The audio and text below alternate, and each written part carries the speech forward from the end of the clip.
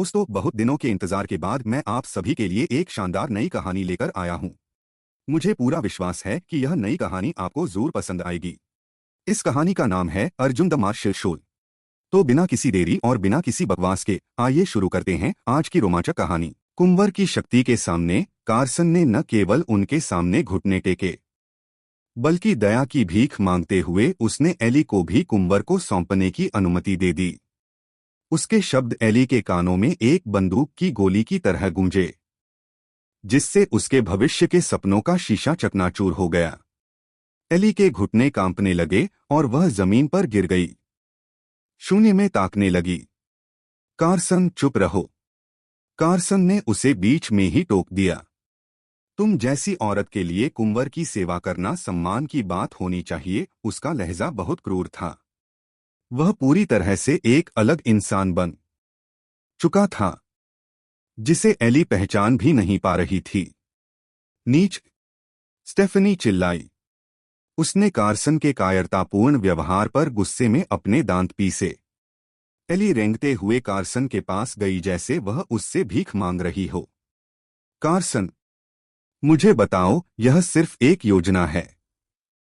तुम हावर्ड परिवार के युवा मालिक हो। तुम इन लोगों से क्यों डरोगे? उनसे कहो कि तुम मजाक कर रहे हो। उसकी आवाज कांप रही थी और वह सिसक रही थी। उसे अपनी आंखों के सामने की सच्चाई पर विश्वास नहीं हो रहा था। क्या तुम चाहती हो कि मैं मर जाऊं? यहां से दफा हो जाओ। कार्सन ने घृणित चेहरे के साथ अपने हाथ झटके। उसके पहले के मीठे शब्द सिर्फ दिखावा थे, उनका कोई मतलब नहीं था। एली के चेहरे पर निराशा बढ़ गई। वह एक अमीर जीवन चाहती थी और कार्सन उसके दिल में आदर्श पुरुष था। उसने अपने संप्रदाय के नियमों को तोड़ा था और अपने सपनों को पूरा करने की उम्मीद में अपनी पवित्रता कार्सन को सौंप दी थी। उसने अपनी वरिष्ठ के साथ विवाद में स्टेफनी पर जलन का आरोप लगाया था।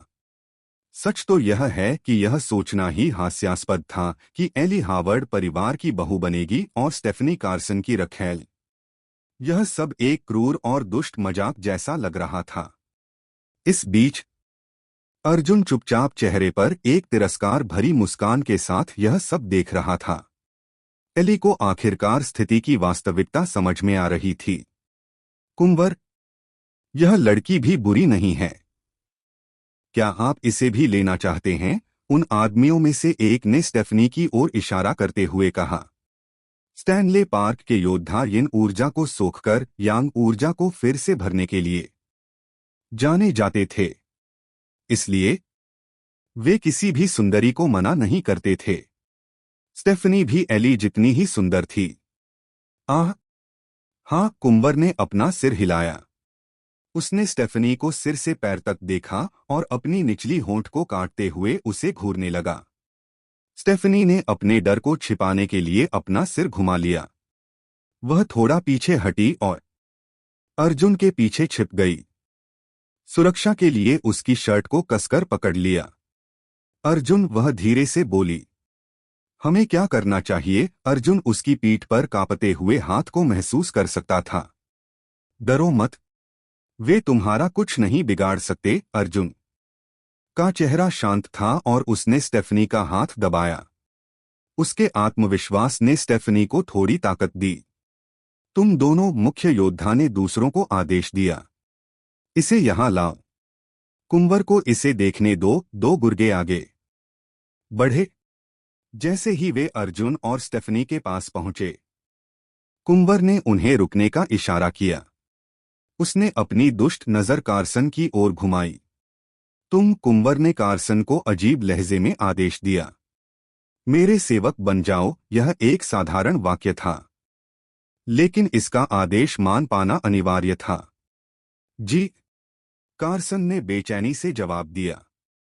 हालांकि वह किसी और के आदेश मानने के लिए बिल्कुल तैयार नहीं था, लेकिन अपनी जान बचाने के लिए उसने सिर झुकाकर सहमति दे दी। मेरे लिए उस आदमी को मार डालो, फिर मैं तुम्हारी जान बख्श दूंगा और तुम्हें जाने दूंगा। क्या तुम ऐसा करने के लिए तैयार हो? कुंवर ने सपाट लहजे में पूछा। उसके आदमियों के चेहरों पर एक दुष्ट मुस्कान आ गई। ठीक है, कार्सन ने मुस्कुराते हुए लगभग तुरंत हामी भर दी। वह आसानी से अर्जुन को मार सकता था और उसे ऐसा करने में मजा भी आता। कार्सन बिना किसी हिचकिचाहट के अर्जुन की ओर बढ़ा। उसकी आंखों में उपहास था जब उसने ठंडे लहजे में कहा, क्या तुम खुद मरना चाहते हो या मुझे मारना पड़ेगा? तुम्हारी पसंद। तुम्हें वास्तव में लगता है कि तुम मुझे मार सकते हो? अर्जुन ने अपनी भौहें उठाईं और कार्सन को ऐसे देखा जैसे वह कोई मूर्ख हो। बकवास बंद करो। तुम्हें अब तक जीवित नहीं होना चाहिए था। कार्सन ने डींग मारी। कार्सन, जो बॉडी रिफाइनिंग सिस्टम का 8वें स्तर का योद्धा था, के पास अर्जुन की तुलना करने का कोई आधार नहीं था। कार्सन का आभा मंडल चमकने लगा।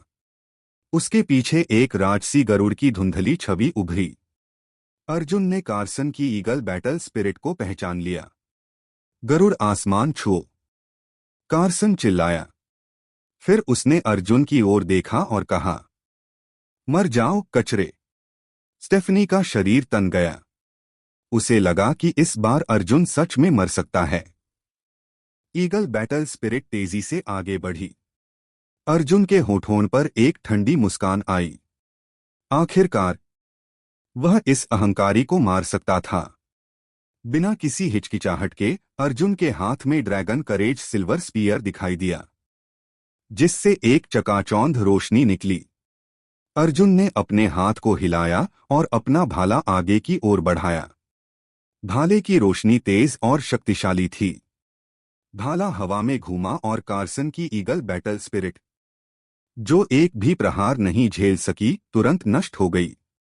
इससे पहले कि कार्सन कुछ कर पाता, प्रकाश के उस भयानक भाले ने उसके गले को छेद दिया। कार्सन का बेजान शरीर जमीन पर गिर गया। 8वें स्तर का योद्धा एक ही प्रहार में हार गया। उसके पास लड़ने का कोई मौका नहीं था। सब कुछ देख रहे लोग दंग रह गए। स्टेफनी और एली, जो अर्जुन के साथ यात्रा कर रहे थे, जड़ होकर खड़े रह गए। स्टेफनी का मुंह खुला का खुला रह गया था। अर्जुन केवल 6ठे स्तर का योद्धा था, इसलिए उसके लिए यह अकल्पनीय था कि वह कार्सन की शक्ति का मुकाबला कर सके। अर्जुन ने अपना भाला हटा लिया और वहीं खड़ा रहा। उसने कार्सन के बेजान शरीर पर एक बार भी नहीं देखा। स्टैनले पार्क के युवा योद्धा प्रभावित थे। तुमने उसे मार डाला, कुंवर ने अपनी भौहें सिकोड़ी। तो क्या? अर्जुन ने ठंडे लहजे में जवाब दिया। कुंवर का सामना करते हुए भी वह बिल्कुल प्रभावित नहीं दिख रहा था। क्या तुम जानते हो मेरे सेवक को मारने का परिणाम क्या होगा? कुंवर ने पूछा। नहीं, अर्जुन ने हल्के से जवाब दिया, फिर जारी रखा। मैं केवल नीच लोगों को मारना जानता हूं और मैं उन्हें मार दूंगा। उसने कुंवर के योद्धाओं की ओर इशारा किया और फिर सीधे कुंवर की ओर, और मैं तुम्हें भी मार दूंगा। क्या यह अब बिल्कुल सही है? क्या मैं अगला एपिसोड शुरू करूं? अर्जुन की असली ताकत का खुलासा। हाँ, अर्जुन की आवाज बहुत ऊंची नहीं थी, लेकिन वह गरज की तरह गूंजी और वहां मौजूद हर व्यक्ति के कानों में थरथराहट पैदा कर गई। अर्जुन का अंदाज साफ था कि अगर इन लोगों ने स्टेफनी या एली को छूने की कोशिश भी की, तो वह उन सबको मौत के घाट उतार देगा, यहां तक कि कुंवर को भी। कुंवर की भौहें तन गईं। वह अर्जुन को मारना चाहता था, जो केवल 6ठे स्तर 6th लेवल का एक मामूली साधक था। लेकिन ऐसा लग रहा था कि अर्जुन भी कुंवर को मारना चाहता था, जो स्टैनले पार्क का एक कुशल मास्टर योद्धा, मास्टर वॉरियर था। यह कैसी गुस्ताखी थी? कुंवर ने आज तक अपने सामने किसी को इतना आत्मविश्वास से भरा नहीं देखा था। कुंवर के पास न केवल रुतबा था, बल्कि उसकी ताकत भी अन्य मास्टर्स से कहीं अधिक थी। इसके अलावा उसके पास कई काबिल सहायक थे, जो अर्जुन से लड़ने का काम खुद कर सकते थे। उन सबके पास अपनी अपनी अलग शक्तियां थीं। यहां तक कि कुंवर का सबसे मुख्य योद्धा, जिसने कुछ देर पहले कार्सन को बुरी तरह घायल कर दिया था, के सामने तो अर्जुन का टिकना भी मुमकिन नहीं था। अर्जुन को मारना कुंवर के लिए इतना आसान था कि उसे खुद अपने हाथ गंदे करने की जरूरत ही नहीं थी। स्टेनली पार्क के योद्धा पागलों की तरह हंसने लगे, मानो उन्होंने दुनिया का सबसे बड़ा मजाक सुन लिया हो। कुंवर, मेहरबानी करके मुझे इस अहंकारी इंसान को मारने की इजाजत दें, 8वें स्तर के एक योद्धा ने कुंवर के सामने झुकते हुए कहा। आगे बढ़ो, कुंवर ने हाथ हिलाकर इजाजत दे दी। उसके चेहरे पर कोई भाव नहीं था, लेकिन उसकी आंखें किसी राक्षस जैसी डरावनी थीं। क्या तुझे पता है कि तूने कुंवर के खिलाफ क्या अपराध किया है? वह योद्धा अर्जुन के करीब आते हुए बोला। उसकी आवाज इतनी ठंडी थी, मानो मौत खुद बोल रही हो और वह दुनिया के अंत में लोगों का न्याय करने आया है। अर्जुन ने तिरस्कार भरी हंसी के साथ कहा, मुझे नहीं पता कि तू क्या बकवास कर रहा है। अपनी जुबान बंद कर। तू तो मेरा प्रतिद्वंद्वी बनने के भी काबिल नहीं है। यही अच्छा होगा कि तू अभी यहां से चला जाए। अर्जुन की यह बात सुनकर स्टेफनी और एली ने उसे हैरानी भरी नजरों से देखा। उनकी आंखों में दहशत और उलझन का मिलाजुला भाव था। उन्हें समझ नहीं आ रहा था कि अर्जुन कुंवर के सामने इतना बेफिक्र और आत्मविश्वासी कैसे हो सकता है। उसका यह आत्मविश्वास किसी दिखावे जैसा नहीं लग रहा था। साथ ही उसका यह असाधारण रौब किसी सामान्य छठे स्तर के योद्धा का तो बिल्कुल नहीं था। ऐसा लग रहा था जैसे अर्जुन की ताकत उन दोनों युवतियों की उम्मीदों से कहीं अधिक है। तूने क्या कहा? वह आदमी गुस्से से भर उठा। उसे यकीन नहीं हो रहा था कि कम ट्रेनिंग लेवल होने के बावजूद अर्जुन इतना आत्मविश्वासी कैसे हो सकता है। उसने ठंडे लहजे में कहा, तू सिर्फ छठे स्तर का योद्धा है और इतनी शेखी बघार रहा है। मूर्ख, मैं तुझे अपने एक इशारे पर खत्म कर सकता हूं। बात करते करते उसने अपनी आभा ऑरा को फैलाया और हाथ में एक लंबी चाकू लिए अर्जुन की तरफ लपका। चाकू की चमक बहुत ही भीषण और शक्तिशाली थी। अर्जुन के चेहरे पर एक घृणा भरी नजरिया दिखाई दी, लेकिन वह अपनी जगह से टस से मस नहीं हुआ। अर्जुन ने एक हाथ में अपना भाला थामा और लापरवाही से अपने दुश्मन की तरफ वार किया। अर्जुन के भाले की रोशनी इतनी भयानक और तीव्र गति से आगे बढ़ी, मानो भाले की भौतिक काया से उसकी आत्मा अलग हो गई हो और वह एक अदृश्य विनाशकारी शक्ति बनकर काल की तरह दुश्मन की ओर झपट रही हो।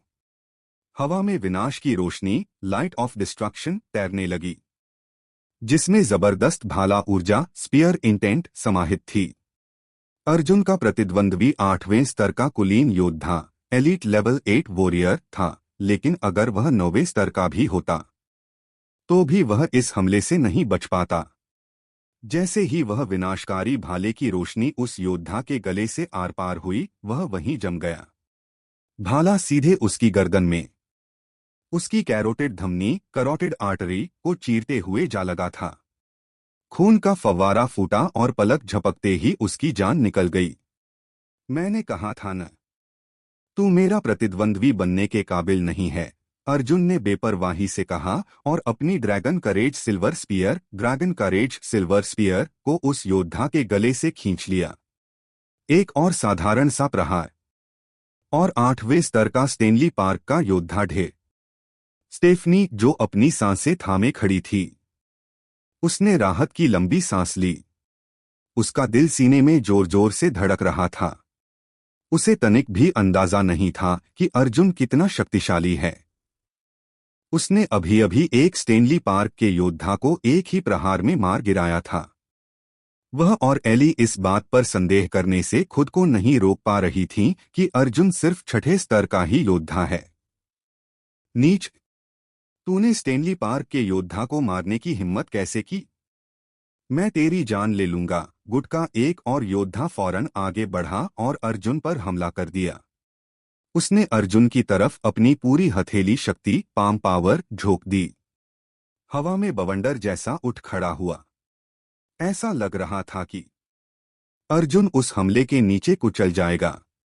दफा हो जा। अर्जुन की आंखें चील जैसी तेज थीं। उसने अपना सिर घुमाकर उस विशेषज्ञ की तरफ देखा जो उस पर हमला कर रहा था। उसकी आंखों का आक्रोश उसकी मारने की इच्छा को साफ बयां कर रहा था। अर्जुन ने अपनी पर्वत मुक्का शक्ति, माउंटेन फिस्ट पावर और अंथीन भाला गुण स्पीयर एट्रीब्यूट को एक साथ छोड़ दिया। यह शक्ति बहुत ही तीखी और आर पार कर देने वाली थी। जब दोनों योद्धाओं की शक्ति आपस में टकराई तो एक कान फोड़ देने वाला धमाका हुआ। धड़ाम, दोनों योद्धाओं की विनाशकारी शक्ति हवा में चारों ओर फैल गई। अर्जुन की शक्ति के सामने उस योद्धा का हमला कुछ भी नहीं था। पलक झपकते ही उस योद्धा की हथेली की शक्ति चकनाचूर हो गई और अर्जुन का भाला सीधे उसके सीने में जा धंसा, जिससे वह पीछे की तरफ हवा में उछल गया। जमीन पर गिरने से पहले ही उसका सीना फट चुका था और हड्डियों व अंगों का एक ढेर वहां पड़ा था। अर्जुन बड़े गर्व से शांत मुद्रा में खड़ा रहा। उसने दूसरे योद्धा को भी उतने ही साधारण प्रहार से खत्म कर दिया था। स्टेफनी और एली चिंता में डूबी यह सब देख रही थीं। उनके मुंह से एक शब्द नहीं निकल रहा था। मुझे मानना पड़ेगा, तू बहुत शक्तिशाली है, लेकिन क्या तूने कभी सोचा है कि दो विशेषज्ञों को मारने के बाद तेरा अंजाम क्या होगा? कुंवर का सबसे मुख्य योद्धा अब आगे बढ़ा। वह जानता था कि अर्जुन को सिर्फ वही मार सकता है। यह बहुत दुखद था कि उसके दो साथी व्यर्थ में मारे गए। तू मुझे मरते नहीं देख पाएगा, क्योंकि मैं पहले तुझे मारूंगा, अर्जुन ने उस मास्टर योद्धा को ठंडी आंखों से जवाब दिया। उसके शब्द पहले की तरह ही प्रभावशाली थे। क्या मजाक है? मैं देखना चाहता हूं कि तू यह कैसे करता है। कुंवर का मुख्य योद्धा बहुत ताकतवर था, बिल्कुल हस्तिनापुर के नामी मास्टर्स जैसा। लेकिन अर्जुन को पूरा यकीन था कि अगले 3 महीनों में वह हस्तिनापुर की शरीर शोधन सूची बॉडी रिफाइनिंग लिस्ट में अपना नाम दर्ज करा लेगा। चूंकि तू सिर्फ 6ठे स्तर का है, इसलिए मैं तुझे 3 मौके देता हूं।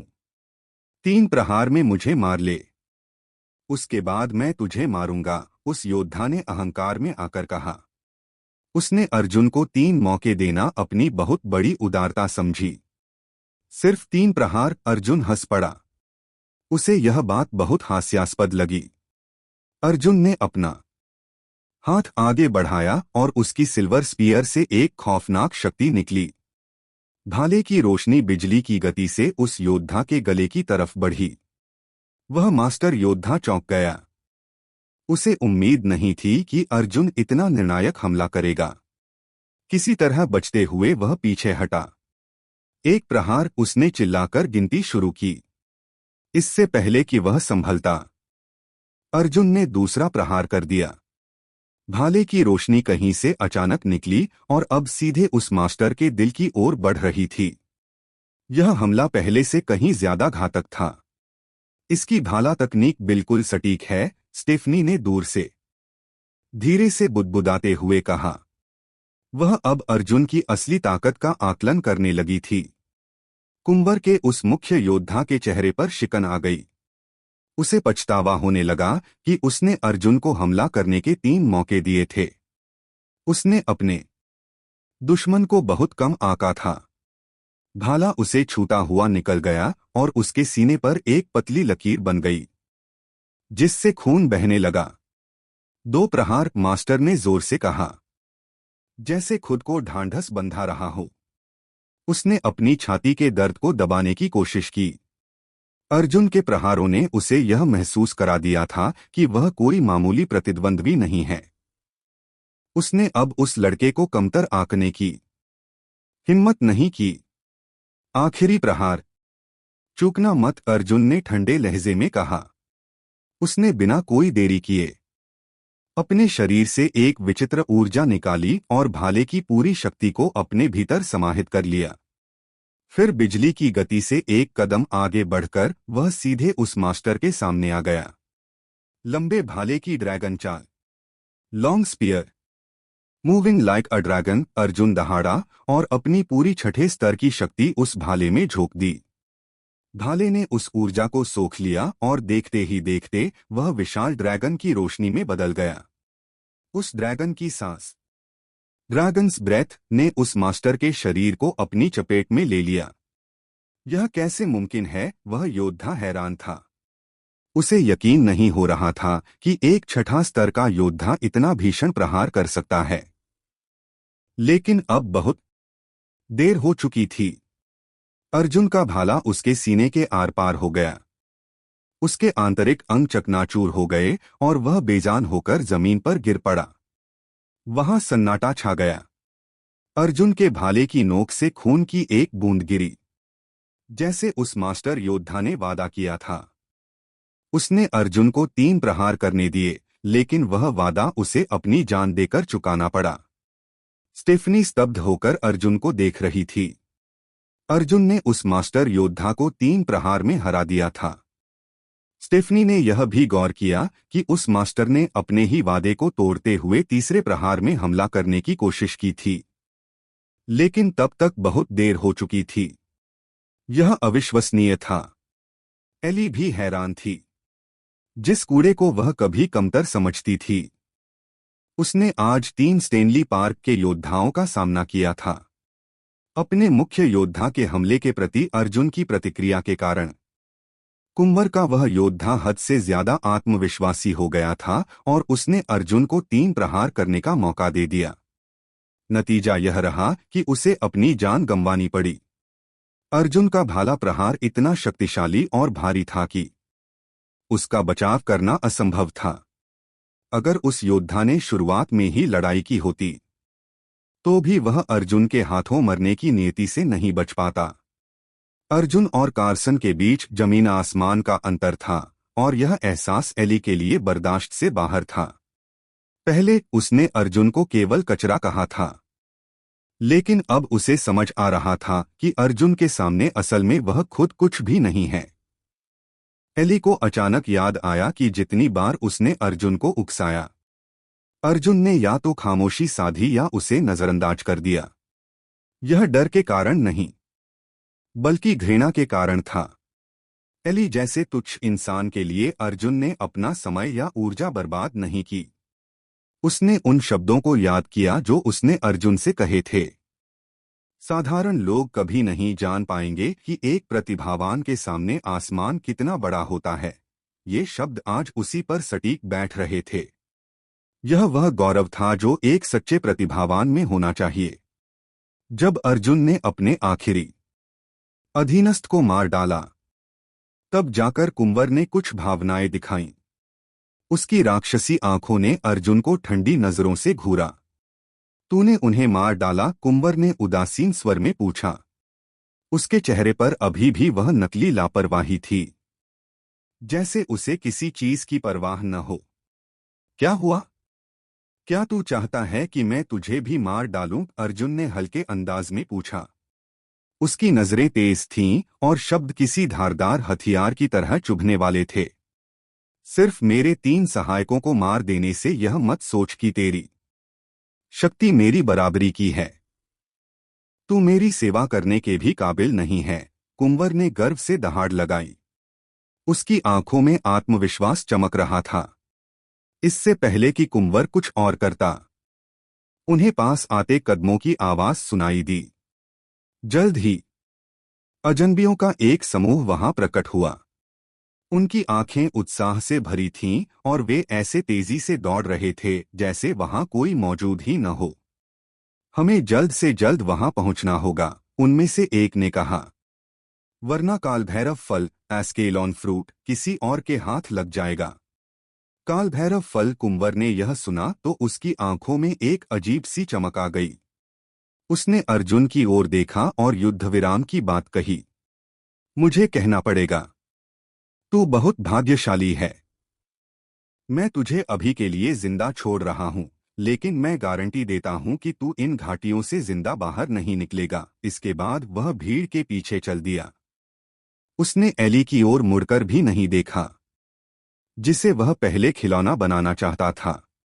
शायद उसकी नजर में औरतें सिर्फ उसके आनंद का साधन थीं। कुंवर के जाते ही स्टेफनी ने राहत की सांस ली। फिर वह मुस्कुराते हुए अर्जुन के पास गई और बोली, अर्जुन, मुझे उम्मीद नहीं थी कि तुम इतने शक्तिशाली हो। अर्जुन मुस्कुराया। वे सिर्फ 3 सेवक थे। वे कुछ भी नहीं थे। उसने उसे आश्वस्त किया। मैंने आने वाले लोगों से सुना कि काल भैरव फल प्रकट हो गया है। उनकी घबराहट देखकर लगता है कि यह नजदीक ही है। क्या हमें खुद जाकर नहीं देखना चाहिए? स्टेफनी ने पूछा।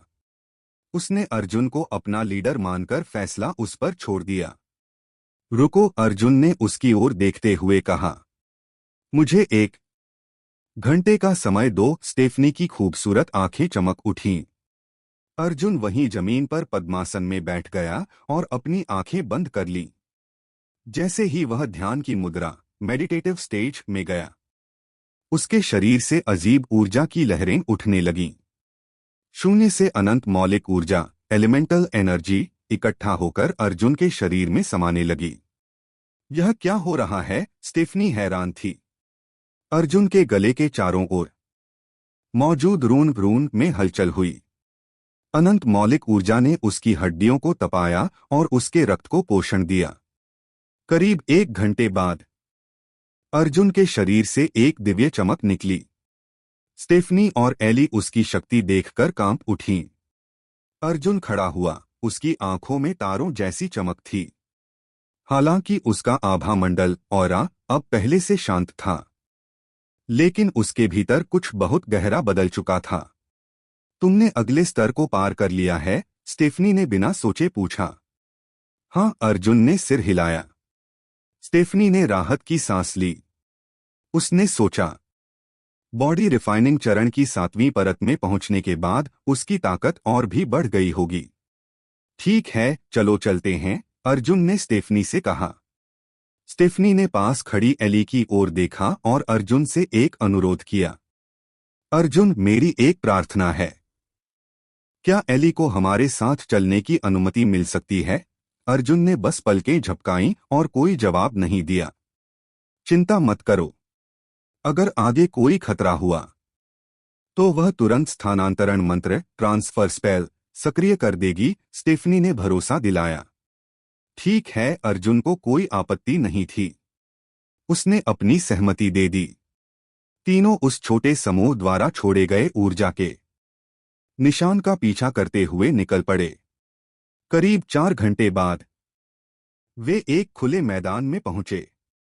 वहां के घने पौधों और बादलों को छूते ऊंचे चट्टानों के बीच एक विशाल, प्राचीन दिखने वाला पेड़ खड़ा था। वह पेड़ 1000 फीट ऊंचा था और उसकी शाखाएं अनंत आकाश की तरह फैली थीं। यह काल भैरव का पौराणिक वृक्ष, ट्री ऑफ एस्केलॉन है। स्टेफनी चिल्लाई। अर्जुन की आंखें चकाचौंध हो गईं। क्या काल भैरव फल इसी प्राचीन पेड़ से आता है? वे पेड़ के करीब पहुंचे, जहां पहले से ही कई योद्धा जमा थे, जिनमें कुंवर भी शामिल था। सब लोग पेड़ की ओर देख रहे थे, लेकिन कहीं भी फल दिखाई नहीं दे रहा था। वहां हस्तिनापुर के और भी कई शक्तिशाली मास्टर योद्धा मौजूद थे, जैसे नील, इवान और कृष्णा। इस काल भैरव वृक्ष का अपना रहस्य है। चलो पास चलकर देखते हैं, अर्जुन ने कहा। वह पेड़ की ओर बढ़ने लगा। पेड़ के नीचे पहुंचते ही सब एक अजीब सी शक्ति महसूस कर रहे थे। कुछ ही घंटों में वहां मौजूद कई लोग ध्यान की मुद्रा में चले गए। वह सिर्फ 7वें स्तर का योद्धा है। न केवल वह यहां तक आ गया, बल्कि उसके चेहरे पर बोध, कंप्रिहेंशन के संकेत भी दिख रहे हैं। किसी ने अर्जुन को देखते हुए विस्मय में फुसफुसाया। अर्जुन के साथ आई दोनों लड़कियां भी संभवतः उससे अधिक शक्तिशाली थीं। इस बात ने वहां मौजूद कई लोगों का ध्यान खींचा। वे हैरान थे कि जंगली दरिंदों, डीमोनिक बीस्ट्स की इतनी खौफनाक बाधाओं को पार करके अर्जुन जैसा मामूली योद्धा यहां तक कैसे पहुंच गया, इतने निचले स्तर की ट्रेनिंग के साथ। मुझे यकीन है कि यह ज्यादा दूर तक नहीं जा पाएगा।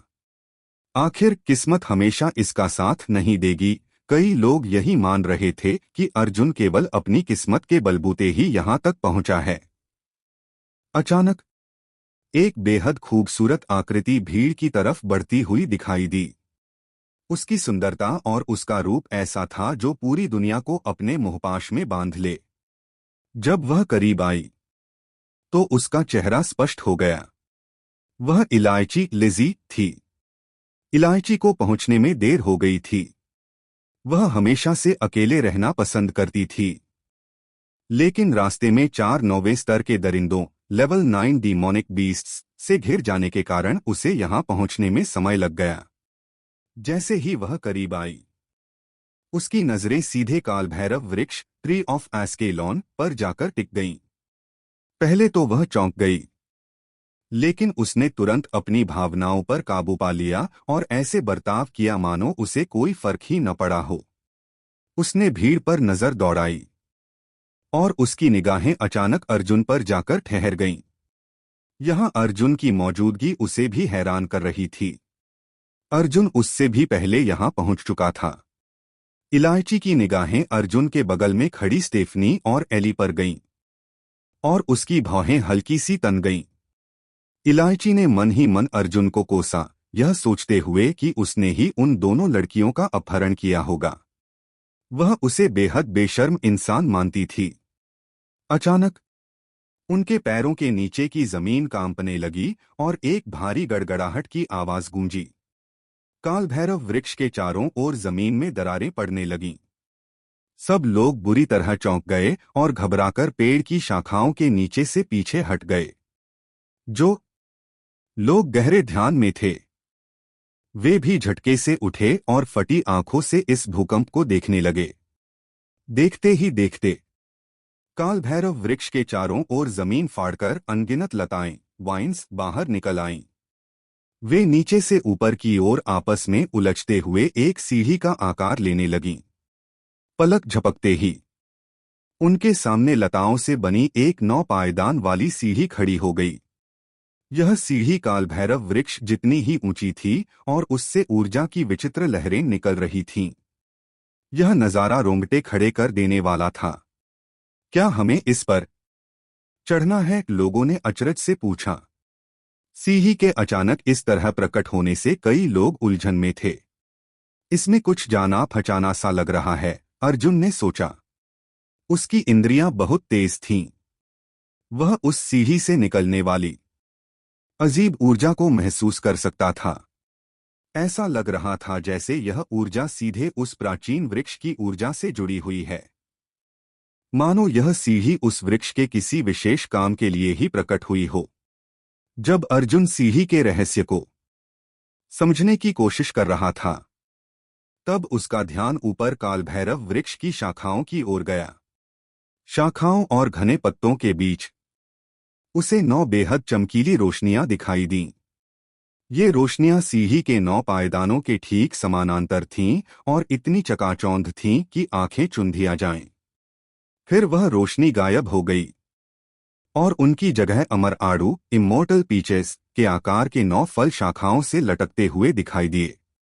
रोशनी की तरह ही ये फल भी ऊपर से नीचे तक सीढ़ी के पायदानों के क्रम में लटके थे। उन फलों की मनमोहक सुगंध उस प्राचीन वृक्ष से निकलकर हर किसी की नाक तक पहुंच रही थी। वह सुगंध इतनी ताजगी भरी थी कि उसे सूंघते ही वहां मौजूद हर योद्धा खुद को 100 गुना अधिक ऊर्जावान महसूस करने लगा। कालभैरव फल भीड़ में से अचानक किसी की चीख गूंजी। इस आवाज ने सबका ध्यान बेकरारी से ऊपर की ओर खींच लिया। क्या कालभैरव फल आखिरकार प्रकट हो गए हैं? लोगों ने पागलों की तरह पेड़ के चारों ओर देखा और वाकई वे फल वहीं थे। कई लोग उन्हें चखने के लिए बेताब हो रहे थे। आखिर ये फल अपने चमत्कारी प्रभावों के लिए जाने जाते थे। साधारण इंसानों के लिए इस प्रलोभन से बचना नामुमकिन था, लेकिन वहां केवल 9 कालभैरव फल थे और उन्हें पाने की चाहत रखने वाले सैकड़ों शक्तिशाली योद्धा मौजूद थे। इसका सीधा सा मतलब था एक खौफनाक और खूनी जंग। जब लोगों ने इस बात पर विचार किया, तो जिन योद्धाओं को अपनी ताकत पर भरोसा नहीं था, उनके चेहरे पर साफ निराशा छा गई। ऐसा पेड़ बहुत दुर्लभ था और इसके फल बेहद कम कई लोग लालच भरी नजरों से उन फलों को घूर रहे थे। उनमें से इन्विक्टस संप्रदाय, ऑर्डर ऑफ इन्विक्टस के स्टीवन हावर्ड और रिले मास्टरसन भी थे, जो दोनों क्यूई संघनन चरण क्यूआई कॉन्डेंसेशन स्टेज के विशेषज्ञ थे। निस्संदेह इन महारथियों की मौजूदगी ने कालभैरव फल को हासिल करने की चुनौती को एक बिल्कुल नए और खतरनाक स्तर पर पहुंचा दिया था। अर्जुन की आंखें चील जैसी तेज थीं। उसने तय कर लिया था कि उसे भी कालभैरव फल चाहिए। यह फल उसे क्यूई संघनन चरण तक पहुंचने की लंबी मेहनत से बचा लेगा। तेजी से शक्ति बढ़ने का मतलब था कि वह अपना कीमती समय केवल ट्रेनिंग के अलावा अन्य जरूरी कामों में भी लगा सकेगा। लेकिन जब इतने सारे विशेषज्ञ एक शिकारी की तरह उन फलों पर टकटकी लगाए बैठे थे, तो अर्जुन के लिए एक फल हासिल करना लोहे के चने चबाने जैसा था। मैं ऊपर जाकर पहले देखता हूं, एक उत्साहित आवाज गूंजी।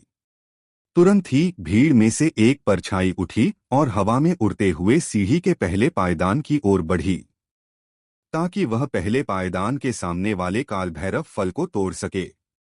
इस बेवकूफ को देखो, भीड़ में खड़े लोग भौहें सिकोड़कर उस योद्धा को सीढ़ी के पहले पायदान के करीब पहुंचते हुए देखने लगे।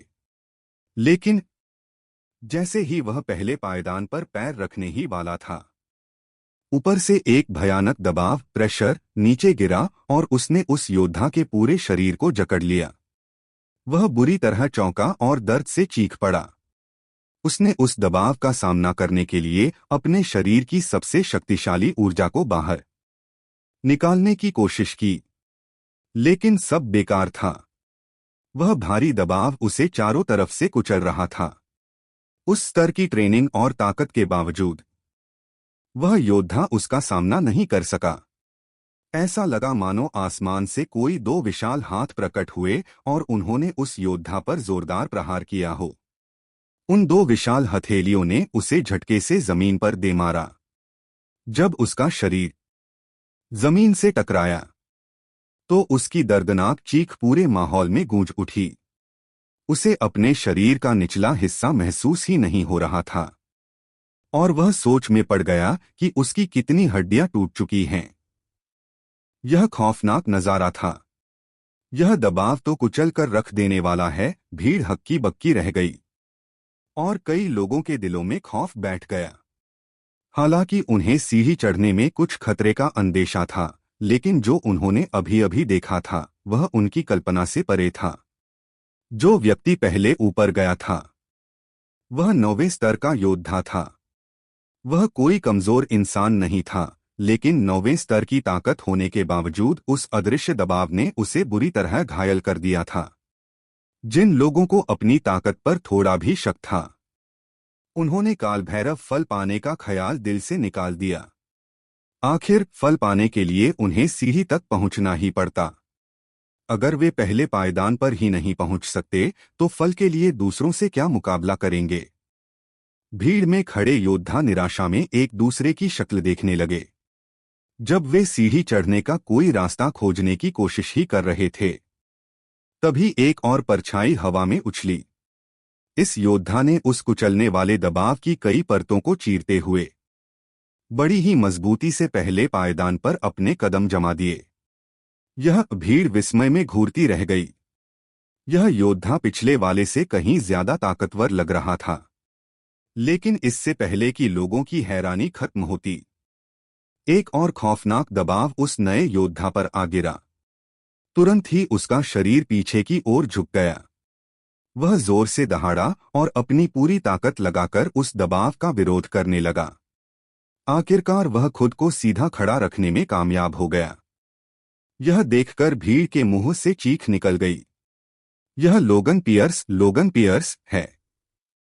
यह शरीर शोधन सूची बॉडी रिफाइनिंग बोर्ड में 6ठे स्थान पर है।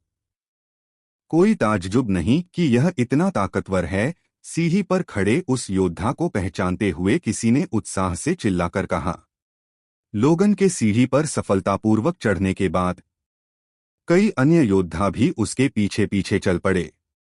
वे सभी बेहद ताकतवर थे और उन्होंने उस दबाव की परतों को तोड़ते हुए पहले पायदान पर सफलतापूर्वक कदम रख दिया। जैसे ही उन्होंने कालभैरव फल की ओर देखा, उनकी आंखों में हवस की चमक आ गई। उनमें से कई हस्तिनापुर रैंकिंग, कोर्बेनिक रैंकिंग के विशेषज्ञ थे और उनके पास असाधारण मार्शल आर्ट तकनीकें थीं। लोगन की ही तरह उन सभी ने सीढ़ी के पहले पायदान के चमत्कार को महसूस किया था। वहां स्टीवन हावर्ड भी मौजूद था। अगर उसके और रिले मास्टरसन जैसे क्यूई संघनन मास्टर्स इस जंग में शामिल हो रहे थे, तो निश्चित रूप से कालभैरव फल उनके लिए बहुत काम का था। इस नज़ारे ने लोगन के चेहरे पर तनाव ला दिया। वह आगे बढ़ता रहा, क्योंकि उसे हर हाल में एक कालभैरव फल अपने पास चाहिए था। जैसे ही लोगन ने अपना हाथ बढ़ाकर फल को तोड़ने की कोशिश की, एक ठंडी आवाज गूंजी, कालभैरव फल मेरा है। तभी लोगन को अपने पीछे से आती हुई एक तेज हवा की सीटी सुनाई दी। जब वह मुड़ा, तो उसने नील नाइजल ग्रेंट को देखा। एक खौफनाक और विनाशकारी प्रहार बिजली की गति से लोगन की ओर बढ़ रहा था। यह साफ था कि नील नहीं चाहता था कि फल लोगन के हाथ लगे। लोगन ने तुरंत अपना हाथ उठाया और एक पाम प्रिंट हथेली का प्रहार दाग दिया। वह नील के हमले से जा टकराया। एक खौफनाक गड़गड़ाहट की आवाज गूंजी। लोगन का प्रहार इतना शक्तिशाली था कि उसने नील को पीछे धकेल दिया। नील का चेहरा गुस्से से लाल हो गया। वह शरीर शोधन सूची में 5वें स्थान पर था, यानी लोगन से एक स्तर ऊपर। लेकिन फिर भी लोगन ने उसे पीछे धकेल दिया था। यह उसके लिए घोर अपमान की बात थी। उसी क्षण अन्य योद्धा भी फल तक पहुंचने के लिए एक दूसरे से लड़ने लगे। उन सभी ने सीढ़ी की ओर कदम बढ़ाया और उस प्राचीन वृक्ष के नीचे एक महायुद्ध छिड़ गया। हर तरह की युद्ध भावनाएं, बैटल स्पिरिट्स चमकने लगीं। विनाशकारी हमले किए गए और उनकी तबाही से पूरा शून्य भर गया। इस बीच अर्जुन कालभैरव वृक्ष के नीचे शांति से खड़ा सीढ़ी को घूर रहा था, मानो वह कुछ समझने की कोशिश कर रहा हो। सीढ़ी तक पहुंचने के लिए घमासान लड़ाई जारी थी।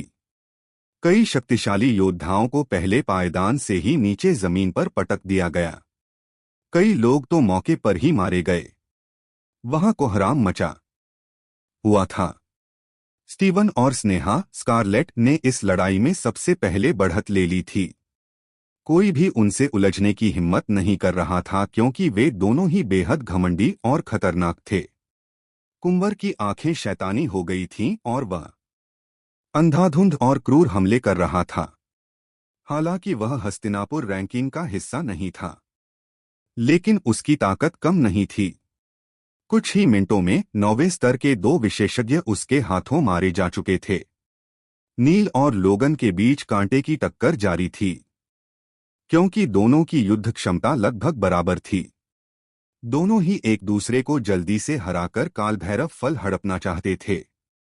अब उस पहले पायदान पर कालभैरव हाउस के कई शक्तिशाली योद्धा आपस में भिड़ रहे थे, ताकि फल तक पहुंच सकें। नीचे खड़ी भीड़ इस खूनी संघर्ष को उलझन और खौफ से देख रही थी। यह मास्टर्स का आपसी टकराव था।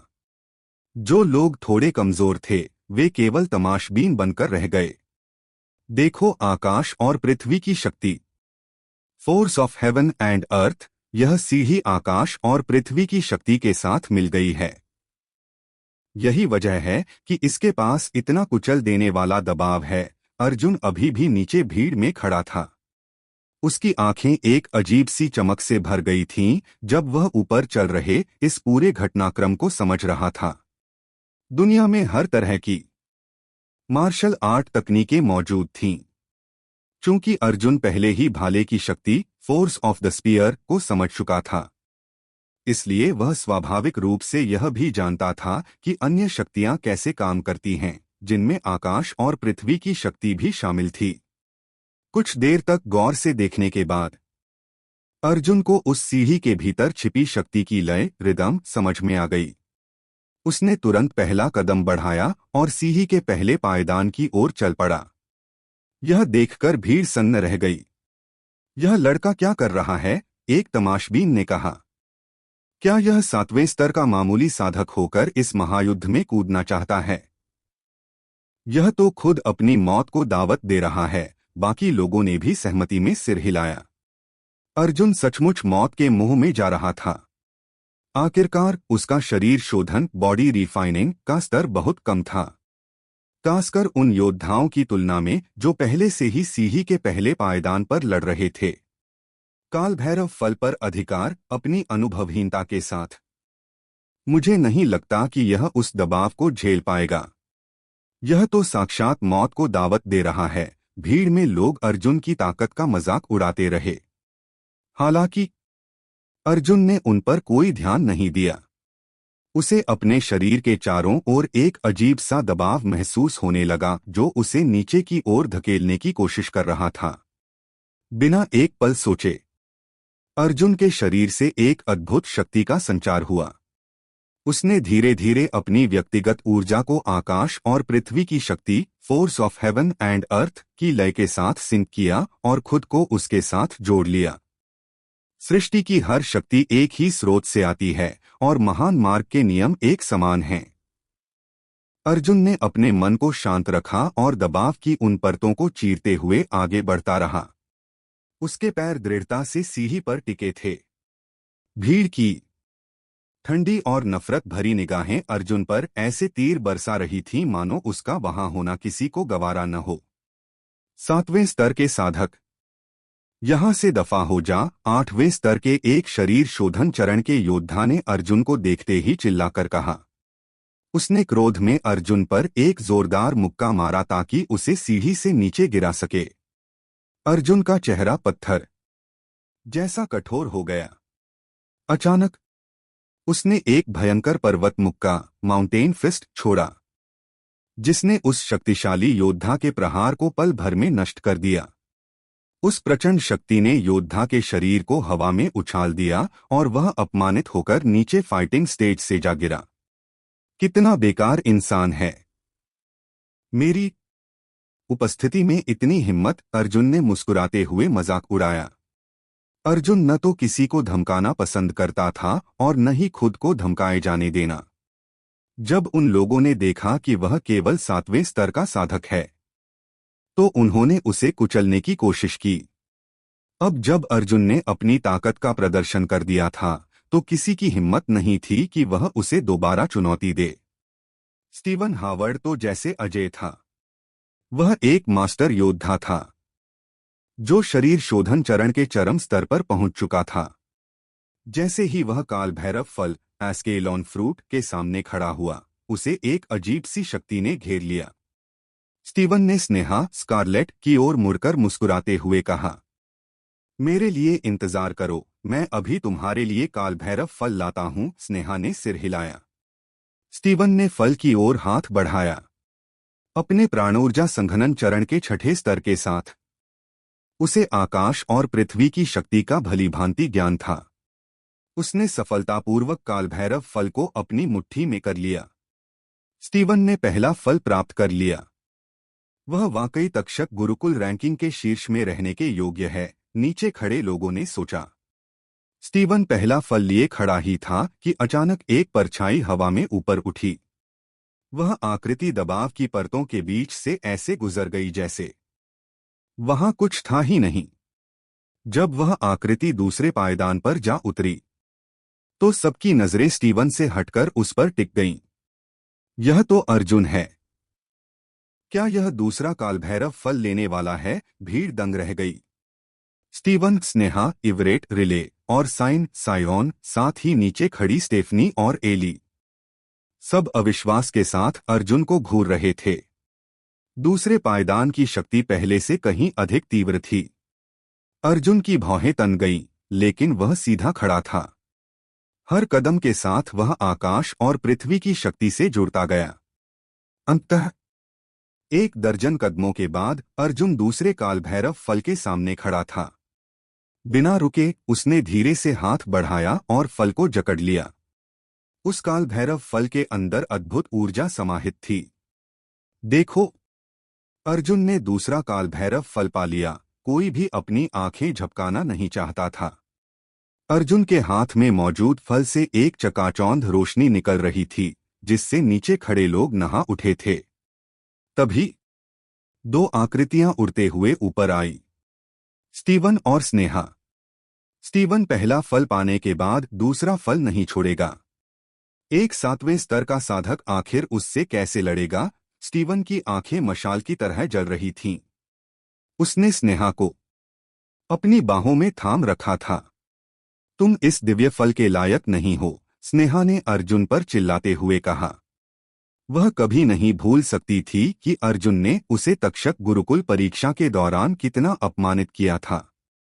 अब स्टीवन की मदद से स्नेहा को पूरा विश्वास था कि वह अर्जुन को हरा सकती है। तुम एक हारी हुई खिलाड़ी हो, फिर भी इतनी अहंकार भरी बातें कर रही हो। अर्जुन की आंखों में गर्व था। मैं तुम्हें उसी दिन की अपमानजनक हार का दोगुना बदला अब चुकाऊंगी। स्नेहा की आंखों में एक ठंडी चमक थी। उसकी फीनिक्स युद्ध भावना फड़फड़ाने लगी और निर्वाण अग्नि धधकती हुई बाहर निकली। पर्वत मुक्का। अर्जुन ने स्नेहा की धधकती आग के सामने गर्जना की। भाले की शक्ति के साथ जुड़ा पर्वत मुक्का उन लपटों से जा टकराया। धमाके की आवाज अंतहीन प्रतीत हो रही थी, मानो वह आकाश और पृथ्वी को नष्ट कर देगी। 8वें पायदान का महायुद्ध और अर्जुन का विजय रथ। फीनिक्स युद्ध भावना, फीनिक्स बैटल स्पिरिट ने एक भीषण गर्जना की। जैसे ही निर्वाण अग्नि, निर्वाणा फायर, उसके शरीर के चारों ओर लिपटी और असीम शक्ति का विस्फोट हुआ। फीनिक्स के पंजों के निशान ने पूरे आकाश को ढक लिया। इतनी प्रचंड शक्ति, स्नेहा की ताकत शरीर शोधन चरण, बॉडी रिफाइनिंग स्टेज के 8वें स्तर पर पहुंचने के बाद बहुत बढ़ गई थी। उसके प्रहार इतने विनाशकारी थे कि वहां खड़े 9वें स्तर के कई योद्धा भी हीन भावना से भर गए। मैंने पहले भी कहा था और फिर दोहरा रही हुए, एक बत्तख की तुलना कभी फीनिक्स से नहीं हो सकती। अब यहां से दफा हो जाओ। स्नेहा जलती हुई लपटों के बीच किसी फीनिक्स देवी की तरह खड़ी थी। उसे पूरा भरोसा था कि इस एक प्रहार से वह अर्जुन को धूल चटा देगी। अर्जुन ने उपहास भरी हंसी के साथ कहा, एक प्रहार से? यह तुम्हारी कोरी कल्पना है। अर्जुन ने एक कदम आगे बढ़ाया और उसके हाथ में मौजूद ड्रैगन करेज सिल्वर स्पीयर थरथराने लगा। हवा में भाले की तीव्रता, स्पीयर इंटेंट की लहरें भर गईं। जैसे ही उसने भाला आगे बढ़ाया, उससे निकली रोशनी किसी चमकते हुए उल्कापिंड जैसी थी। वह भाला धारदार, घातक और अभेद्य था। अर्जुन के भाले में एक ऐसी अज्ञात शक्ति थी जिसका सामना शरीर शोधन चरण का कोई भी सामान्य योद्धा करने में असमर्थ था। एक पल में स्नेहा की फीनिक्स युद्ध भावना चकनाचूर हो गई और निर्वाण अग्नि बिना किसी निशान के गायब हो गई। लेकिन अर्जुन के भाले की चमक रुकी नहीं। वह अविश्वसनीय गति से स्नेहा के शरीर की ओर बढ़ी। यह एक घातक प्रहार था। स्नेहा स्तब्ध थी। उसने सपने में भी नहीं सोचा था कि 8वें स्तर पर पहुंचने के बाद भी वह अर्जुन के सामने इतनी कमजोर होगी। इससे भी बुरा यह था कि अर्जुन इस लड़ाई में अपनी पूरी ताकत का इस्तेमाल भी नहीं कर रहा था। यह स्नेहा के अहंकार के लिए एक गहरा आघात था। वह ठिठक गई, खतरे को भांपते हुए।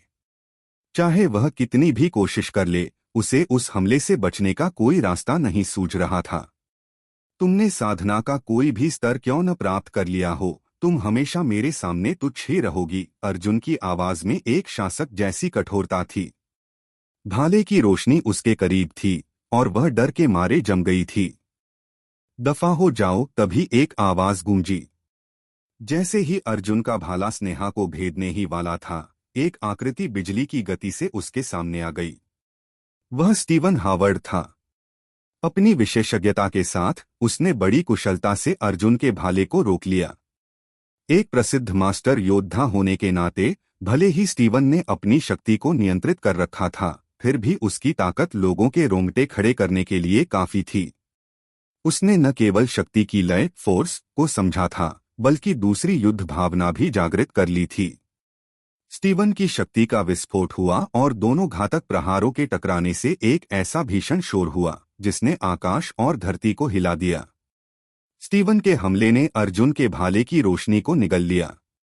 अर्जुन को एक कदम पीछे हटना पड़ा और उसके होठों के कोने से खून की एक बूंद रिस आई। अब जब उसने स्टीवन को नाराज कर दिया है तो उसका मरना निश्चित है, भीड़ में से किसी ने चिल्लाकर कहा। स्टीवन वाकई बहुत शक्तिशाली था। अर्जुन जैसा एक मामूली योद्धा उसके सामने टिक ही नहीं सकता था। कचरे, मुझे अफसोस है कि उस दिन मैंने तुम्हें अपने हाथों से नहीं मारा। आज मैं तुम्हारा आखिरी दिन सुनिश्चित करूंगा, स्टीवन ने अपने दांत पीसते हुए कहा। अर्जुन के पीछे हटते ही स्टीवन ने उससे भी अधिक भयानक प्रहार किया। वह अर्जुन को खत्म करने पर आमादा था। अर्जुन की आंखों में एक जलती हुई आग थी। उसे पता था कि स्टीवन उसे मारना चाहता है। फिर भी स्टीवन के हिंसक हमले के सामने अर्जुन का चेहरा शांत रहा।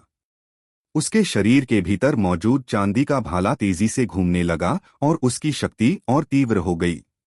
9 स्वर्गों की ड्रैगन गर्जना, dragon roar of the 9 heavens. Arjun ने क्रोध में दहाड़ लगाई। चांदी के भाले की शक्ति ने उसे एक अद्भुत ताकत दी। अर्जुन का भाला एक चमकती लकीर में बदल गया और शून्य को चीरता हुआ आगे बढ़ गया। एक चीख गूंजी। अर्जुन के भाले की रोशनी ने स्टीवन के प्रहार को फाड़ दिया। स्टीवन का चेहरा बदल गया। उसे महसूस हुआ कि कुछ ही दिनों में अर्जुन की ताकत में कितना भारी सुधार हुआ है। अर्जुन न केवल 2 स्तर ऊपर चढ़ गया था, बल्कि उसने शक्ति की लय को भी समझ लिया था। स्टीवन को लगा कि अर्जुन का भाला उसे चुनौती दे रहा है। जैसे ही उसने हड़बड़ाहट में खुद को बचाया, भाले ने उसके कपड़ों को फाड़ दिया। स्टीवन उतनी मुसीबत में था जितना उसने सोचा भी नहीं था। तक्षक गुरुकुल रैंकिंग में 3रा स्थान और तुम्हारी ताकत बस इतनी ही है। अर्जुन ने उसका मजाक उड़ाया। तभी अर्जुन को महसूस हुआ कि कई अन्य शक्तिशाली ऊर्जाएं उसे निशाना बना रही हैं। नील नाइजल ग्रैंट अपनी तलवार के साथ अर्जुन की ओर दौड़ रहा था। सायोन भी दूसरे पायदान पर था और उसने अपने स्पिरिट स्नेक सेबर से अर्जुन का रास्ता रोकने की कोशिश की। गजेंद्र गैरिसन हाइड भी वहां पहुंच चुका था और अपनी हथेलियों से तूफानी प्रहार कर रहा था। अर्जुन की निगाहें भीड़ पर घूमी। उसकी आंखों में ठंडी हत्या की भावना थी।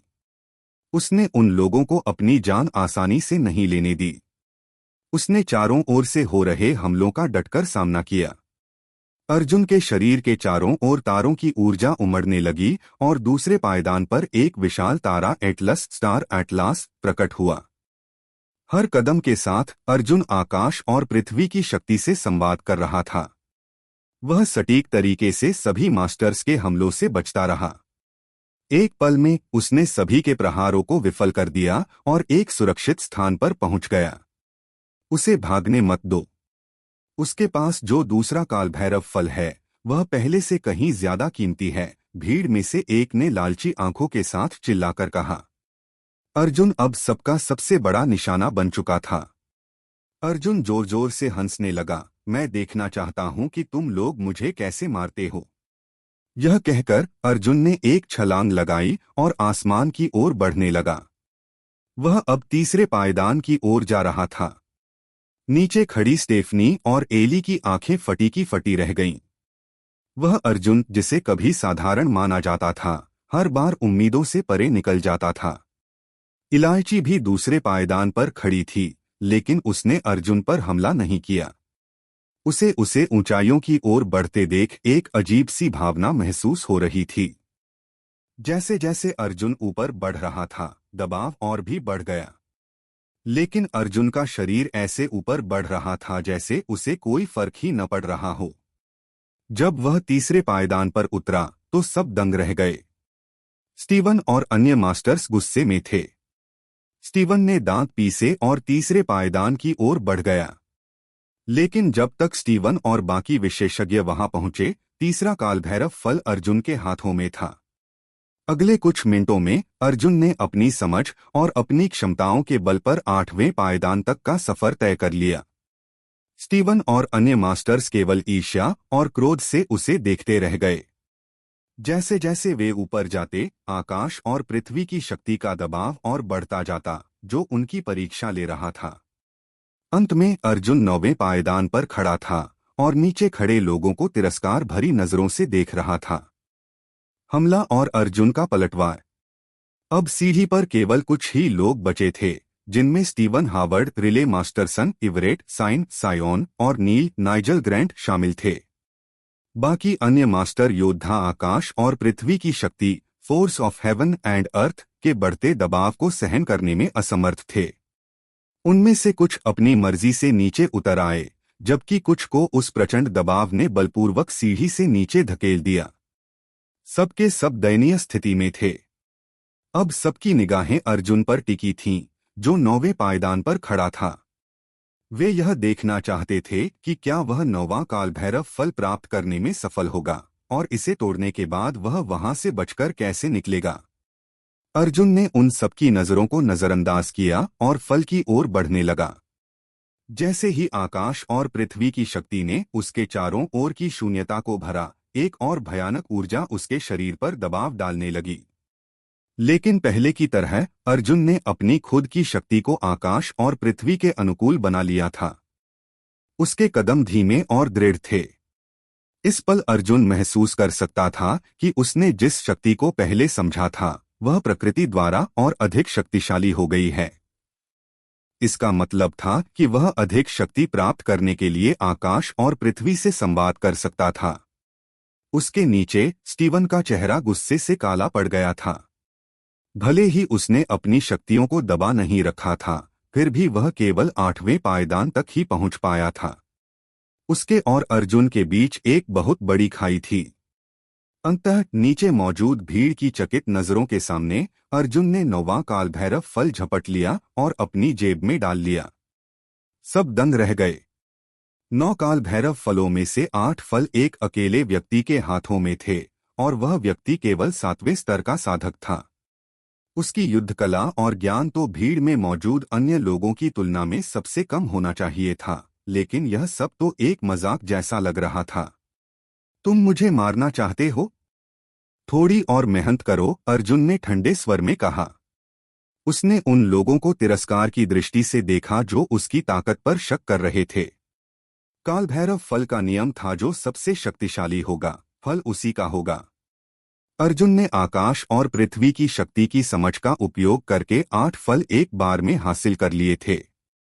यह साबित करता था कि बाकी सब लोग अर्जुन के सामने शक्तिहीन थे। अर्जुन अभी सीढ़ी के शीर्ष पर खड़ा ही था कि प्राचीन काल भैरव वृक्ष कांपने लगा। इसके नीचे की जमीन धीरे धीरे खुलने लगी और वृक्ष को निगलने लगी। घबराकर वृक्ष के नीचे खड़े लोग सुरक्षा के लिए इधर उधर भागने लगे। जमीन के फटने की आवाज और पेड़ के हिलने का सिलसिला जारी था, जैसे पूरी धरती ही ढह रही हो। जैसे ही अर्जुन जमीन पर पहुंचा, वह सीधा स्टेफनी और एली की ओर बढ़ा। चलो यहां से, उसने उनसे कहा। चूंकि उसने 9 में से 8 फल अकेले ही ले लिए थे, इसलिए वह अब हर किसी का शिकार बन चुका था। वह यहां ज्यादा देर नहीं रुक सकता था। स्टेफनी ने अर्जुन को संतुष्टि और कृतज्ञता के साथ देखा। अर्जुन अपनी सुरक्षा की परवाह किए बिना उनके पास वापस आया था। अर्जुन, मैं तुम्हारी इस उदारता की सराहना करती हूं, लेकिन मैं जानती हूं कि तुम्हारी स्थिति अब कितनी खतरनाक है। यदि हम तुम्हारे साथ चलते रहे तो हम केवल तुम्हारे लिए बोझ ही बनेंगे। हमारी चिंता मत करो, बस जाओ। अगर हमें किसी खतरे का सामना करना पड़ा तो हम ट्रांसफर ताबीज, ट्रांसफर टैलिस्मान का उपयोग कर लेंगे। स्टेफनी ने चारों ओर देखते हुए हाथ हिलाया। तुम्हें जल्दी निकल जाना चाहिए। मैं इस परीक्षा में तुमसे और भी चमत्कारों की उम्मीद करती हूँ। अर्जुन ने पलकें झपकाईं और थोड़ा दुखी हुआ, लेकिन वह समझ गया कि स्टेफनी का क्या मतलब था। हर किसी की नजरें उसी पर थीं और आगे बहुत सारा खतरा था जिसका सामना करने के लिए स्टेफनी और एली उतनी शक्तिशाली नहीं थीं। अर्जुन ने सिर हिलाया और कहा, अपना ख्याल रखना, मैं पहले जा रहा हूं। अर्जुन ने अपना समय बर्बाद नहीं किया। मीटियोर बटरफ्लाई स्टेप्स को सक्रिय किया और वहां से भाग निकला। उसे भागने मत दो, उसे पकड़ो, पीछे से एक ठंडी आवाज गूंजी। अर्जुन पीछे मुड़ा और जैसा कि उसे उम्मीद थी, कई मास्टर योद्धा आक्रामक रूप से उसका पीछा कर रहे थे। अर्जुन अब एक चलता फिरता खजाना बन चुका था। अर्जुन की आंखों में एक ठंडी चमक थी। उसने मिटियोर बटरफ्लाई स्टेप्स को अपनी अधिकतम सीमा तक छोड़ दिया। उसकी गति अविश्वसनीय रूप से तेज थी। दुर्भाग्य से उसका पीछा करने वाले मास्टर्स की संख्या बहुत अधिक थी। वही रुक जाओ! अचानक अर्जुन के रास्ते को ब्लॉक करते हुए दो आकृतियां खड़ी हो गईं। उनकी हत्यारी, ठंडी निगाहें अर्जुन पर टिकी थीं। वह मिटियोर बटरफ्लाई स्टेप्स है, एक ऐसा कौशल जिसे वॉकर परिवार, वॉकर फैमिली दूसरों को नहीं सिखाता। तुमने यह कहां से सीखा? उनमें से एक ने पूछा। यह सुनते ही अर्जुन की आंखें सिकुड़ गईं। वे वॉकर परिवार से थे। अर्जुन को याद आया कि उसने यह गुप्त हस्तलिपि माइकल वॉकर को मारने के बाद प्राप्त की थी। इसका तुमसे कोई लेना देना नहीं है। दफा हो जाओ! अर्जुन ने ठंडे स्वर में उत्तर दिया। तुम कितने अभिमानी हो! उनमें से एक ने ठहाका लगाया। क्या तुमने माइकल वॉकर को मार डाला?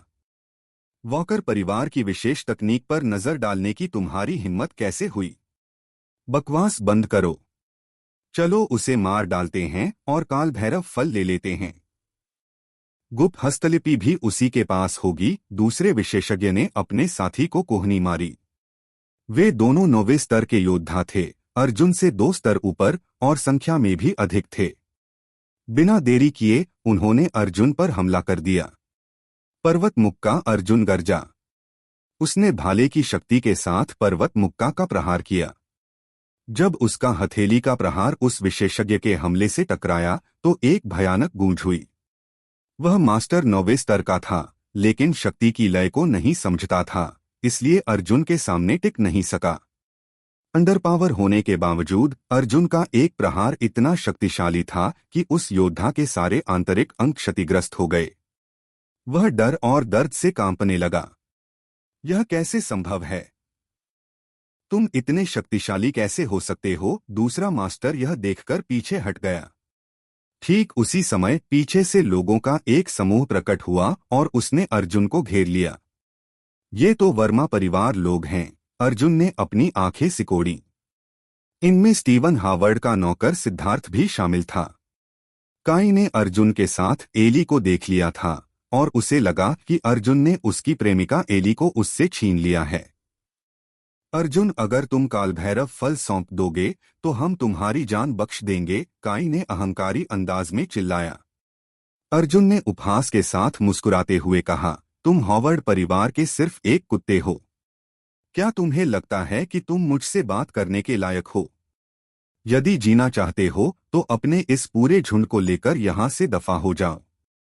तुमने क्या कहा? तुम्हारी हिम्मत कैसे हुई?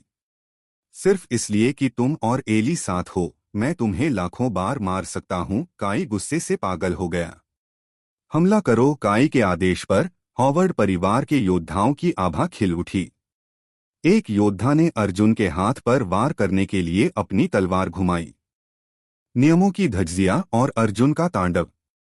अर्जुन की आंखें ठंडी पड़ चुकी थीं, उनमें अब कोई दया नहीं, सिर्फ शिकार की प्यास थी। उसके हाथ में ड्रैगन करेज सिल्वर स्पीयर, रजत भाला, बिजली की तरह फड़फड़ा रहा था। वर्मा परिवार के विशेषज्ञ ने अपनी तलवार उठाई ही थी कि अर्जुन के भाले की एक पलक झपकते ही उसे चीर दिया। भाला उस योद्धा के कंधे के आर पार निकल गया।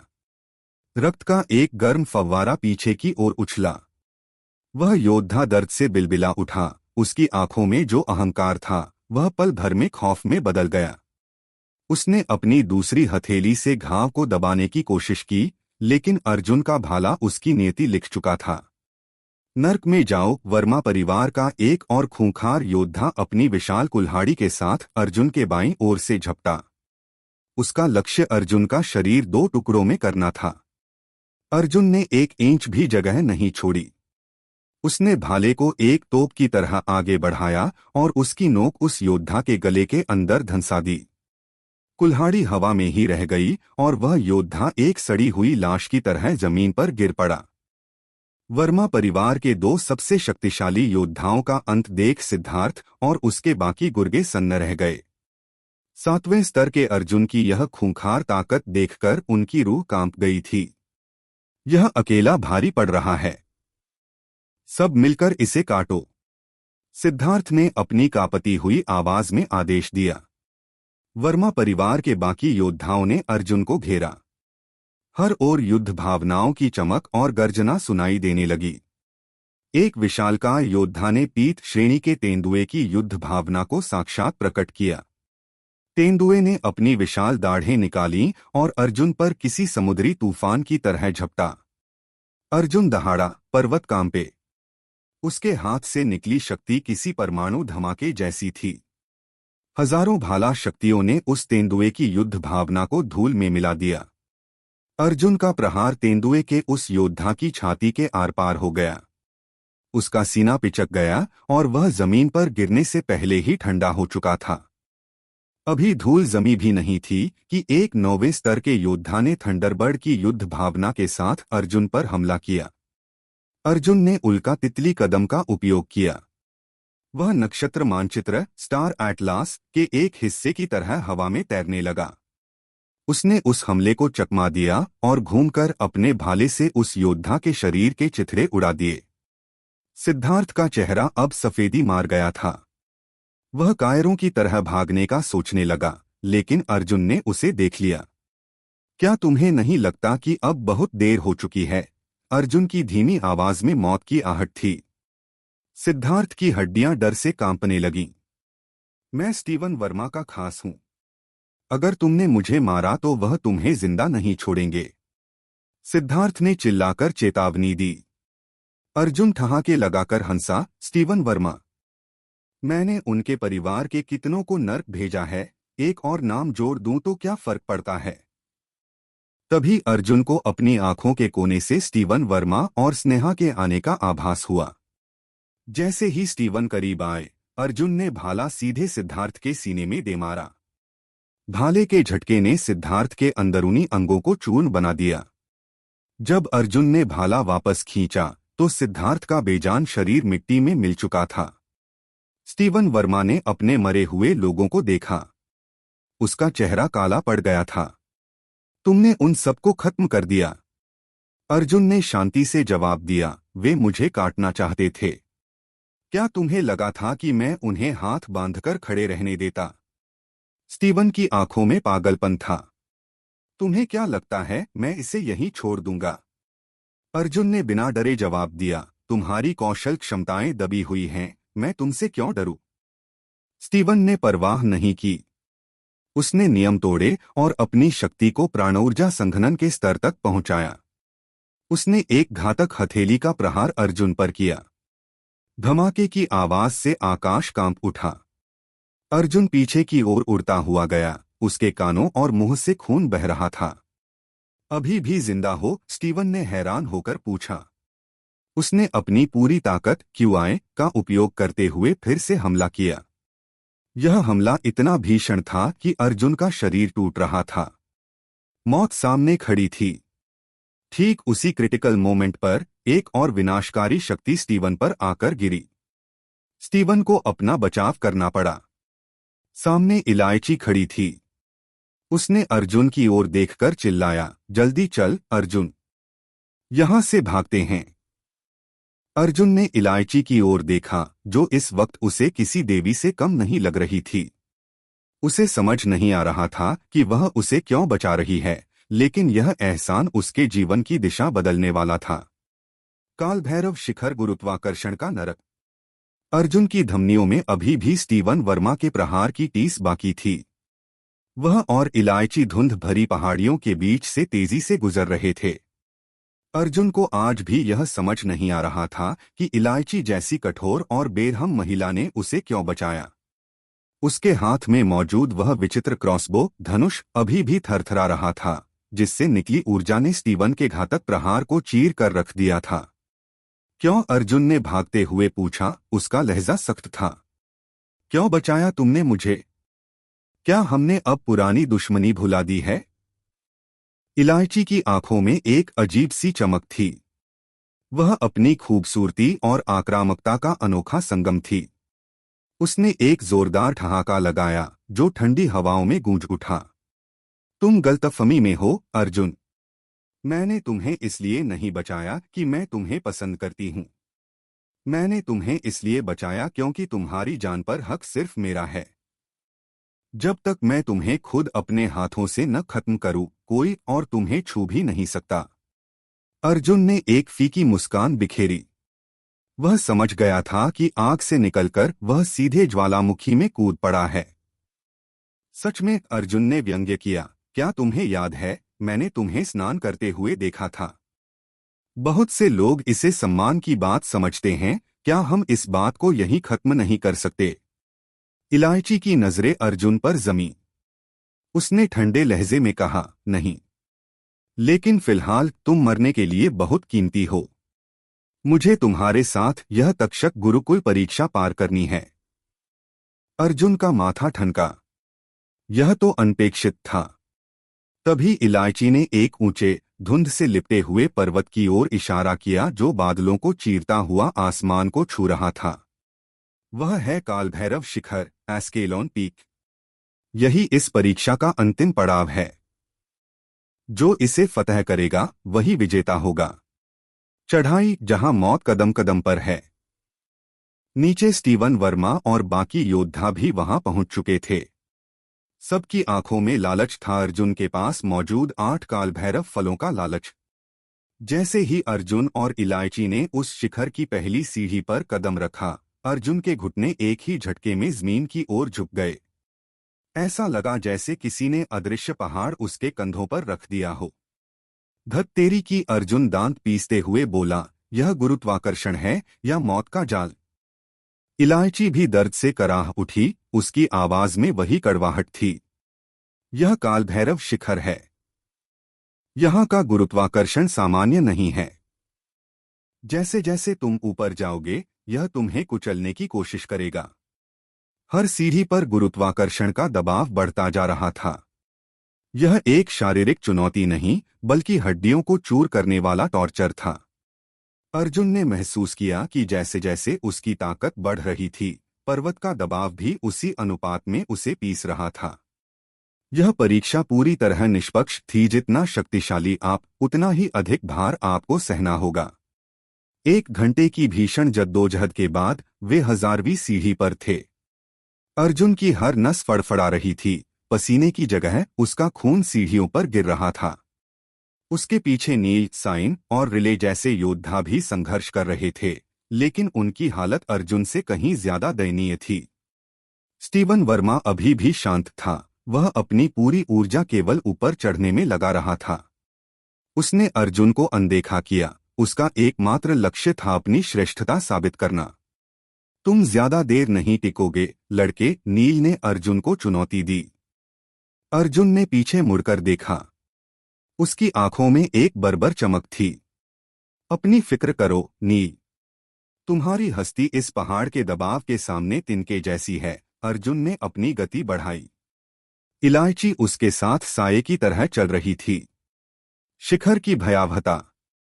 7 दिन की नरक जैसी चढ़ाई के बाद जब अर्जुन और इलायची आखिरी सीढ़ी पर पहुंचे तो उनके शरीर का वजन 10,000 पाउंड से भी ज्यादा महसूस हो रहा था।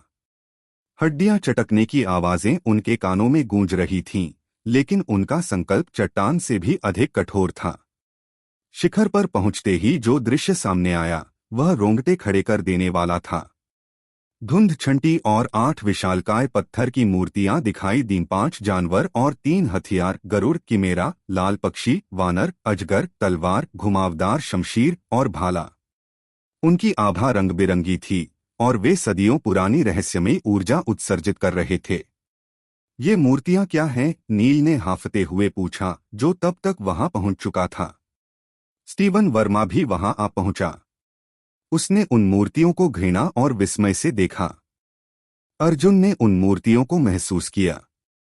यह ऊर्जा उसकी नक्षत्र मानचित्र स्टार एटलास से मिलती जुलती थी।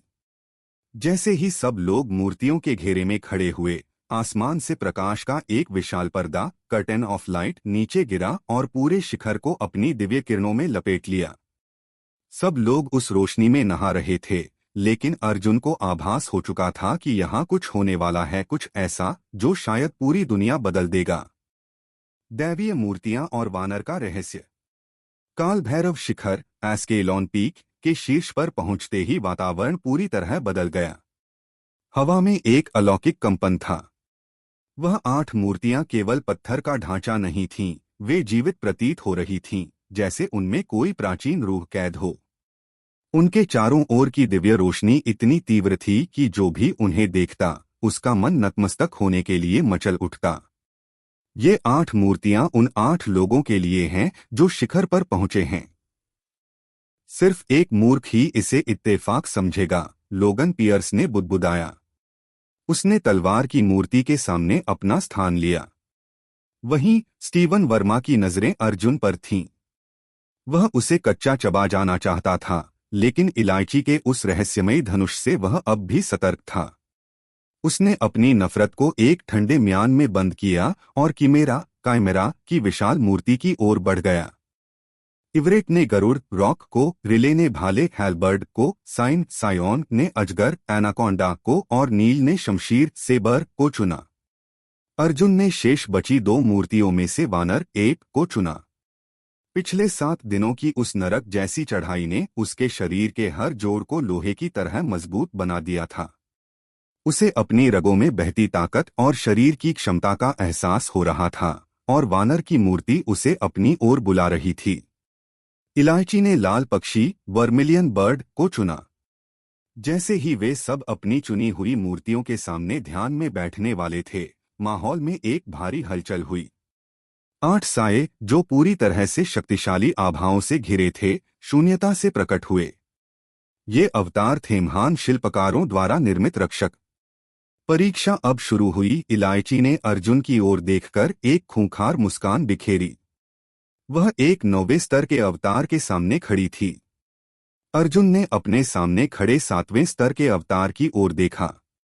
संभल कर रहना, उसने इलायची को चेतावनी दी। तभी नील ने अर्जुन की ओर एक घिनौनी नजर डाली। उसने तय कर लिया था कि वह अपने अवतार को खत्म करके अर्जुन को निपटाएगा। लेकिन यह लड़ाई उतनी आसान नहीं थी। अवतारों के प्रहार किसी पहाड़ के गिरने जितने भारी थे। स्टीवन वर्मा ने तो कहर ढा दिया। उसने अपनी प्राणोर्जा क्यूआई का एक प्रचंड गोला बनाया और अपने अवतार के सिर पर दे मारा। एक कड़कड़ाती गूंज के साथ अवतार का सिर किसी मिट्टी के घड़े की तरह बिखर गया। वह पुतले की तरह गिर पड़ा। उसकी यह ताकत देखकर लोगन पियर्स जैसे योद्धा भी दंग रह गए। अर्जुन की लड़ाई अपनी चरम पर थी। उसने अपने भाले की एक धारदार लकीर हवा में खींची और अवतार के सीने को आर पार कर दिया। अवतार धूल में बदल गया। जैसे ही अर्जुन मूर्ति के सामने ध्यान में बैठा, उसकी चेतना शरीर से अलग होकर एक अन्य आयाम में पहुंच गई। वहां न कोई हवा थी, न प्रकाश, न शोर, बस एक अनंत शून्यता। तभी धरती कांप उठी। एक विशाल वानर जो पहाड़ों के आकार का था, वहां प्रकट हुआ। उसकी हर हरकत से आसमान थरथरा रहा था। वह कोई साधारण जानवर नहीं, बल्कि एक दैत्यपशु डीमोनिक बीस्ट था। अर्जुन का गला सूख गया। वह जानता था कि यदि यह जीव हमला करे तो वह एक पल में राख हो जाएगा। लेकिन अर्जुन वहां से हिला तक नहीं। तुमने मुझे देखकर भागने की जहमत नहीं उठाई।